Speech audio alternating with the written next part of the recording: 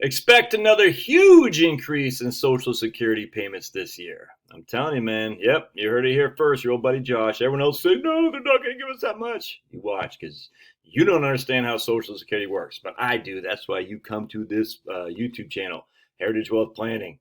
Why? Because you want to get the straight stuff that no one else talks about. Maybe my man Devin Carroll. Devin's good. I give him. I like Devin. I would consider Devin a friend of mine. He's really the only other guy that does it, frankly. Everyone else just follows what the media says. But I'm going to show you something. All right, so let's go into this right here. We're going to go to, this is from my man Brian Westbury, First Trust blog. And Brian Westbury is a big Milton Friedmanite. I'm a Milton Friedmanite by and large. I don't think Friedman was right anymore, where he says inflation is always and everywhere a monetary phenomenon. Inflation is too much money chasing too few goods. I don't buy that for 2 seconds anymore. I used to. Let me get a cup of my hotel decaf. I'm in a hotel. Ooh, damn, that's freaking nasty, but whatever. Hopefully there's a Dunkin' nearby when I head on back home. Anyway, so I like Brian Westbury, big fan, long time. But anyway, so here, I want to show you guys something here. So personal income rose 0.2% in July, all right? And so what we're going to do down here is we're going to see the best news in today's, what was this dated? Just dated the other day. Doesn't it keep the dates on these things? Why do I got a date on this, brother?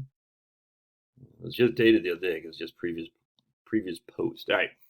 The best news, the best news in today's report was that the incomes rose 0.2% in July and are up 4.6% in the last year, led by gains in the private sector and salaries. All right, so that's good. Why is that good? Because we're going to look at something here. Check this out, shall you?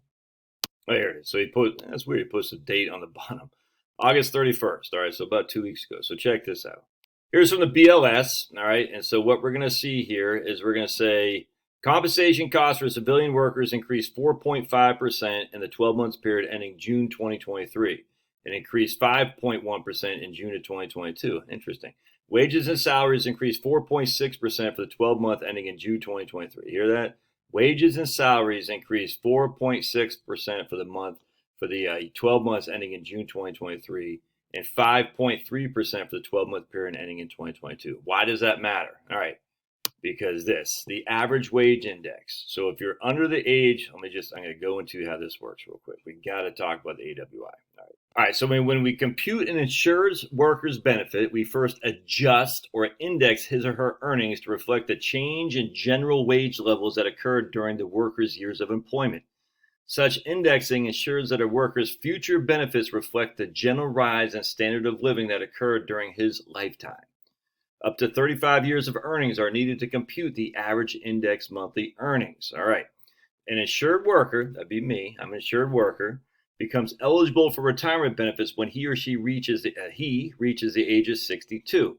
If 2023 were the year of eligibility, we would divide the national average wage index for 2021 by the national average wage index for each year prior to 2021. As I'm going to show you what this means here in just a second. So remember, if you turn 62 today, your benefit is based on the AWI, all right? Your AWI, not COLAs, your AWI. And you can see right here, here's the AWI starting back in 1950 all the way up here. We can actually see the chart of this. I think we got a chart on this. Hold on just a second. AWI, in 1951, the average wage index was about $2,800. Fast forward till today, it's $60,557.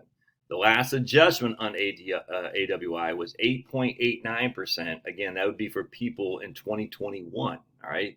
So now we're in 2023. So remember, it's 2 years. You turn 62.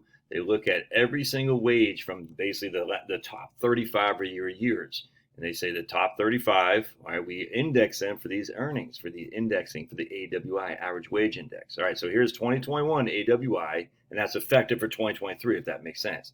What was it for COLA? COLA is 8.7. All right, so here's your cost of living adjustment, cost of living for COLA. So COLA is 8.7. All right, what was the AWI? 8.89. Interesting. COLA for 2020, but again, that'd be for people who the first year of eligibility is 2022 is AWI in 2020. Again, this would be people's first year of eligibility was 2022 when they hit 62 was 2.83. Was a COLA 5.9. Interesting. 2021. 1.3, 2019, 3.75, 2018, 3.62. That'd be 2020, 1.6. The point being is, if you look, and I've done this before, I'm not going to do it now, but if you look, the AWI has been significantly higher on average than the COLA. The average wage index has been significantly higher. All right. So the point being is, if you're under the age of 62, the AWI is what matters. The COLA doesn't matter. I mean, it matters once you're on Social Security. But the average wage index, we just showed you, the BLS said it explicitly right here. BLS says wages and salaries increased 4.6%. So that's going to be 4.6. We don't know exactly what's going to be, but on top of the 8.9% we had last year. Now, COLA would probably be pretty good here. We got COLA was 8.7% in 2023, and the projections for COLA are going to be less. Here's, I don't know who these people are, Marca, but let's see. From the the Senior Citizens Leagues are predicting a COLA could be about 3%. 3%. 2.6 is provided if there's no net inflation the rest of 2023, while 3.3% if recent trends continue. So COLA is going to be well below the AWI, and historically that's been the case.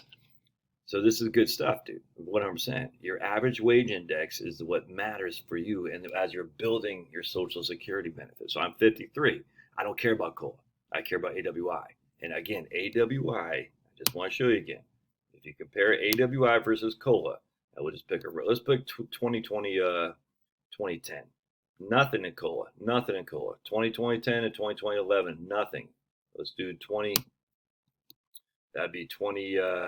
Right here, 20. So we had negative AWI in 2009, and 2010 is 2.36. So again, you can take these numbers. I've done it. I put it on a spreadsheet. I'm not going to do it here. And you can say COLA has been less than AWI. I want to say like 50 or 75 basis points. I can't remember exactly, but significant. And compound that year over year, that's real money, dude. So huge benefit for us.